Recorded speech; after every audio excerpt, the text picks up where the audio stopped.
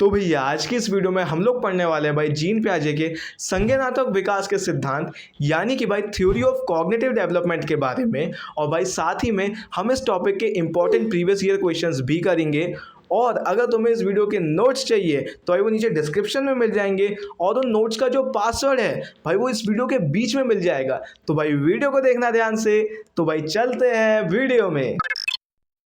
तो चलो भैया अब अपन लोग जानते हैं जीन पियाजे के संज्ञानात्मक विकास के सिद्धांत या भी भाई जीन पियाजे के जो थ्योरी ऑफ कॉग्निटिव डेवलपमेंट है ना भाई उसके बारे में जानते हैं। पर उससे पहले हम थोड़ा जीन पियाजे के बारे में ही जान लेते हैं। तो भैया जो जीन पियाजे था ना भाई, ये स्वीडन का या स्वीडिश एक मनोवैज्ञानिक था, यानी ये स्वीडिश एक साइकोलॉजिस्ट था। ठीक है, इस व्यक्ति ने भाई बाल विकास में बहुत बड़ा योगदान दिया है और इनके द्वारा ही बताई गई एक संज्ञानात्मक विकास का जो सिद्धांत है वो भी बहुत ज़्यादा फेमस है। और दूसरी चीज़, विकास के चरण जो है ना इनने बताया था वो भी बहुत ज़्यादा फेमस है। ठीक है, ये जो व्यक्ति है ये मूल रचनावादी है, यानी ये बंदा जो है ना एक रेडिकल कंस्ट्रक्टिविस्ट है। ये मानता है कि जो बच्चा है ना वो एक नन्हा वैज्ञानिक है, वो खुद से जानकारी लेने की कोशिश करता है इंस्टेड किसी और व्यक्ति से पूछने की। वो खुद से प्रयास करता है और जानकारी लेने की कोशिश करता है। बस इतना ही इस व्यक्ति के बारे में ज़रूरी है। अब इनकी थ्योरी ऑफ कॉग्निटिव डेवलपमेंट यानी संज्ञानात्मक विकास के सिद्धांत की शुरुआत करते हैं। तो ये क्या बोलता है भैया, जो बच्चा रहता है ना वो नई जानकारी लेते जाता है जिससे उसका संज्ञानात्मक विकास होता है। बस यही ये थ्योरी बोलती है। पर ये इतनी ज़्यादा सिंपल नहीं है भाई। अब इस थ्योरी को जानने से पहले कुछ इंपॉर्टेंट टर्म्स के बारे में जान लो। सबसे पहले भैया ये स्कीमा क्या होता है, स्कीमा क्या है?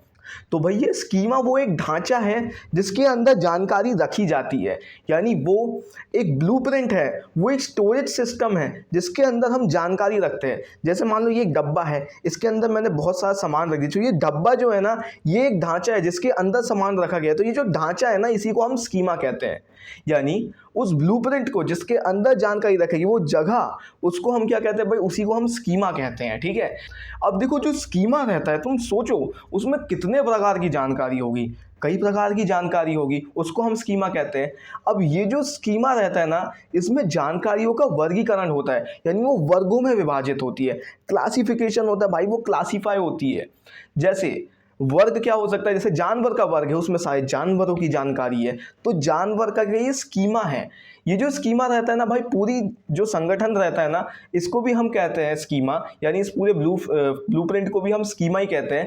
पर ये जो डिवाइड होता है, जैसे ये जानवर का वर्ग है तो ये जानवर का स्कीमा है, इसे हम सब स्कीमा कहते हैं। क्यों? इसमें जानवर से संबंधित सारी जानकारी है। ये फलों का स्कीमा है, इसमें फलों से संबंधित सारी जानकारी, ये गाड़ी का स्कीमा, ये रंग का स्कीमा, इसमें इनसे संबंधित जानकारी है, तो इन्हें हम सब स्कीमा कहते हैं। अब तुम बोलोगे कुत्ते का जो स्कीमा है इसमें भी तो कुत्ते से संबंधित जानकारी होगी। बिल्कुल सही भाई, इस कुत्ते के स्कीमा में कुत्ते से संबंधित जानकारी, इसके 4 टांग होते हैं, एक पूंछ होती है और भौंकता है। बिल्ली के स्कीमा में बिल्ली की जानकारी होगी। ठीक है, तो ये पूरी संरचना को भी स्कीमा कहते हैं। जिन वर्गों में ये टूटता है उन वर्गों को भी हम स्कीमा ही कहते हैं, जैसे जानवर का स्कीमा। और जिनमें और टूटा रहता है, जैसे कुत्ते का स्कीमा, इसमें कुत्ते से संबंधित जानकारी, जानवर का स्कीमा, इसमें जानवर से संबंधित जानकारी। ठीक है, तो पूरी संरचना को भी स्कीमा कहते हैं और इन वर्गों को भी हम स्कीमा कहते हैं। ठीक है, अब आगे और इंपॉर्टेंट टर्म्स के बारे में जानते हैं भाई, शब्दों के बारे में जानते हैं, शब्दावली बढ़ाओ अपनी।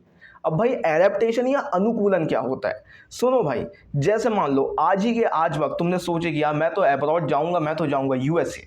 तो जब तुम यूएसए में जाओगे तुम अपनी इंग्लिश पे काम करोगे, तुम उनके हिसाब से कपड़े पहनना चालू करोगे, उनके हिसाब से खाना पीना चालू करोगे। तो ये तुम क्यों कर रहे हो? ताकि तुम उनके पर्यावरण में खुद को एडजस्ट कर सको, खुद को ढाल सको। तो इस प्रक्रिया को क्या कहते हैं? इसको ही हम एडेप्टेशन या अनुकूलन कहते हैं। आप उनके माहौल के हिसाब से अपने आप को अनुकूल कर रहे हो, अपने आप को ढाल रहे हो, तो इसको हम क्या कहते हैं भाई? एडेप्टेशन कहते हैं। एसिमिलेशन क्या होता है, यानी अभिग्रहण क्या होता है? तो इसमें क्या होता है भैया, हम अपनी पुरानी जानकारी में ही नई वाली जानकारी को मिलाने की या ठूसने की या फिट करने की कोशिश करते हैं। कैसे? अगर मान लो मैं मानता था जो कोई भी जानवर जिसकी 4 टांग और एक पूंछ होती है वो कुत्ता होता है। अब मैंने एक और नया जानवर देखा भाई, इसकी 4 टांग एक पूंछ थी, मैंने सोचा ये भी कुत्ता ही है। तो ये स्थिति क्या है? जब मैं पुरानी जानकारी में नई जानकारी को ठूसने की कोशिश कर रहा हूँ, इस स्थिति को क्या कहते हैं भाई? इसे एसिमिलेशन कहते हैं। ठीक है, या अभिग्रहण कहते हैं। अब देखो ये कई बार सही हो सकती है, जैसे मान लो कोई दूसरी ब्रीड का कुत्ता मिल गया, मैंने वही जानकारी लगा दिया, पर भाई अब बिल्ली मिल गई, इसकी भी 4 टांग एक पूंछ है, पर ये हर बार सही हो ऐसा जरूरी नहीं होता। ठीक है, एकोमोडेशन क्या होता है? अब मान लो यही स्थिति हुई, मैंने जानवर देखा, मैंने बोला अरे ये कुत्ता है। अब मेरे मम्मी पापा ने बताया भाई कि नहीं ये कुत्ता नहीं है, क्योंकि जिसकी 4 टांग 1 पूंछ होती है और जो भौंकता है उसे हम कुत्ता कहते हैं, जिसकी 4 टांग 1 पूंछ होती है और जो म्याऊं करती है उसे बिल्ली कहते हैं। तो इसमें क्या हुआ भाई, मैंने नई जानकारी बनाया कि 4 टांग 1 पूंछ और भौंकना तो उसे कुत्ता कह दिया, 4 टांग 1 पूंछ और म्याऊं करना उसे बिल्ली दे दी। यहाँ नई जानकारी बनी है।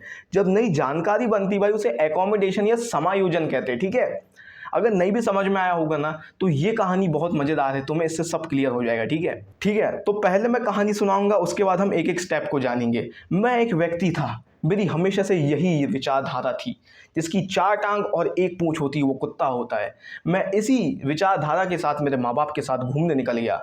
हम अपनी गाड़ी से जा ही रहे थे, तभी एक जानवर ने हमारा रास्ता काटा। मैंने मेरी दोनों आंखों के साथ उसे देखा और सोचा और अपनी पुरानी जानकारी के साथ उसे फिट करने की कोशिश किया। इसकी 4 टांग है, 1 पूंछ है, ये कुत्ता ही है। मैंने मेरी छाती चौड़ी किया और मेरे मम्मी पापा को बोला कि मम्मी पापा ये और कोई नहीं कुत्ता है। मेरे माँ बाप ने मेरी तरफ देखे, उनकी आंखों में थोड़ी निराशा थी और मुझे बोले कि बेटा तू शर्मा जी के लड़के को नहीं हरा पाएगा, तू कुत्ते बिल्ली में अंतर नहीं कर पा रहा। उनकी आंखों में नमी थी, लेकिन फिर भी उन्होंने मुझे समझाया जिसकी 4 टांग और 1 पूंछ होती है और वो भौंकता है उसको हम कुत्ता कहते हैं, और जिसकी 4 टांग और 1 पूंछ होती है और जो म्याऊं करता है उसे हम बिल्ली कहते हैं। मैं ये बात सुन के अचंभा हो गया। पहले तो मुझे लगा कि मैं गलत कैसे हो गया, पर जब मेरे मम्मी पापा ने ये बात बताए तो मैंने अब क्या किया, एक नई जानकारी बना लिया। 4 टांग 1 पूंछ और भौंकना इस कुत्ता, 4 टांग 1 पूंछ और म्याऊं करना ये बिल्ली। जब नई जानकारी बना लिया तो मैं खुश हो गया। मैंने बोला वाह, अब यही देखो, यही स्कीमा के साथ हुआ। मैंने 4 टांग 1 पूंछ और 4 टांग 1 पूंछ दोनों को कंपेयर कर लिया, अरे वाह ये तो कुत्ता है, ये तो बिल्ली है। लेकिन अंतर कब पड़ गया, जो कुत्ता है वो भौंकता है और जो बिल्ली है वो म्याऊं करती है। तो इसमें क्या हुआ, मैंने एक नई जानकारी बना लिया, तो इसको हम एकोमोडेशन कहते हैं, ठीक है। और फिर इक्विलिब्रियम हो गया, मैं खुश हो गया। अब देखो गाइस, अब मैं तुम्हें एक एक स्टेप को समझाता हूँ, ठीक है। अब देखो, जब मेरी जो विचारधारा थी शुरुआत से कि 4 टांग 1 पूंछ वाला कुत्ता होता है, तो ये मेरा एग्जिस्टिंग स्कीमा था, ये मेरी पुरानी जानकारी थी जो मैं हमेशा से मानता था।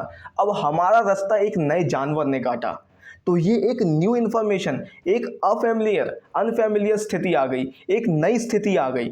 अब मैंने क्या किया भाई, मैंने मेरी पुरानी जानकारी लगाया, 4 टांग 1 पूंछ से कुत्ता बोल दिया। अब देखो भाई, लोग कंफ्यूज होते हैं कि ये जो डिसइक्विलिब्रियम लिखा हुआ है ना भाई, और ये जो एसिमिलेशन लिखा हुआ है, इन दोनों में अंतर होता है। एसिमिलेशन कौन सी स्थिति होती है, जब बच्चे ने पूरे कॉन्फिडेंस के साथ छाती चौड़ी करके पूरे आत्मविश्वास के साथ बोला कि मम्मी पापा ये तो कुत्ता है।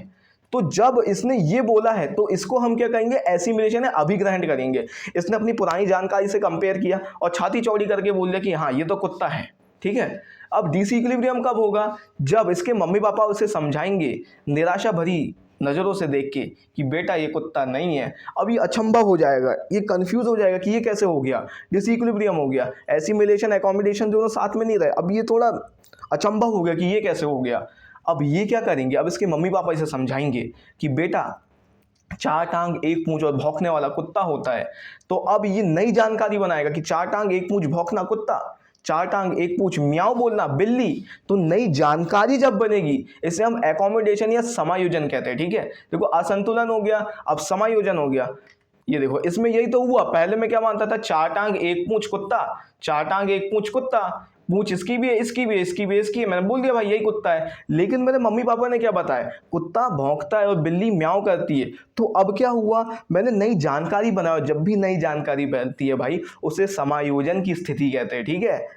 और फिर क्या, इक्विलिब्रियम हो गया भाई, बैलेंस हो गया वापस कि भैया मैं जो जानता था और जो नई स्थिति आई दोनों मैच कर गई, सही हो गया, बच्चा खुश हो गया। तो भैया यहाँ पे तुम लोगों की ये जो बढ़िया सी स्टोरी थी, कहानी थी, खत्म हो रही है। अब अपन लोग प्रीवियस ईयर क्वेश्चंस लगाते हो, देखता हूँ तुम्हें कितना समझ में आया, ठीक है। फिर भी एसिमिलेशन एकोमोडेशन में आखिरी बार बता देता हूँ भाई। एसिमिलेशन याद रखना यानी अभिग्रहण क्या होता है, जब पुरानी जानकारी में हम नई जानकारी ठूसने की कोशिश करते हैं। और एकोमोडेशन या समायोजन क्या होता है, जब हम नई जानकारी बनाते हैं, ठीक है।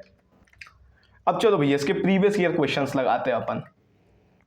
तो चलिए देवी जी भाई, ये जो पहला प्रश्न है आपके टीवी स्क्रीन पर है, स्कीमा का सही अर्थ क्या है।